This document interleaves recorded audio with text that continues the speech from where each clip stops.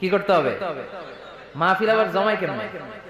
মাহফিলে তো আমরা কোরআন সুন্নাহ থেকে যা শিখেছি কিছু কথা আপনাদের সাথে শেয়ার করব, কিন্তু আমাদেরকে বলে দেয় হুজুর মাহফিলে কিন্তু জমাইতে হবে। আচ্ছা গেল জমানো। অনেক জায়গায় বলে হুজুর আপনার কিন্তু কাঁপাইতে হবে। কি করতে হবে? কাঁপাইতে হবে। আবার অনেক জায়গায় বলে হুজুর মাহফিল কিন্তু ধরে রাখতে হবে। কি করতে হবে? তো আমরাও আছি বিপদে। আমরা কোন জায়গায় জমাইতে হয়, কোথাও কাঁপাইতে হয়, কোথাও আবার ধরে রাখতে হয়। আছে না নাই? তো এগুলো থেকে বেরিয়ে আসে সব কাজগুলো যেন হয় ইখলাসের সাথে। অন্তরে ভয় যদি কারো থাকে তাদের মধ্য দিয়ে এই কাজ প্রকাশিত হতে পারে।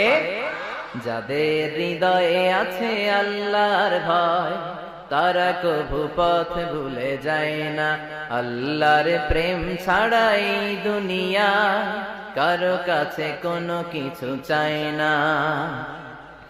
রাতের আধারে যারা সেজদাতে রায় দু চোখের শ্রুতে নদী যেন বয়।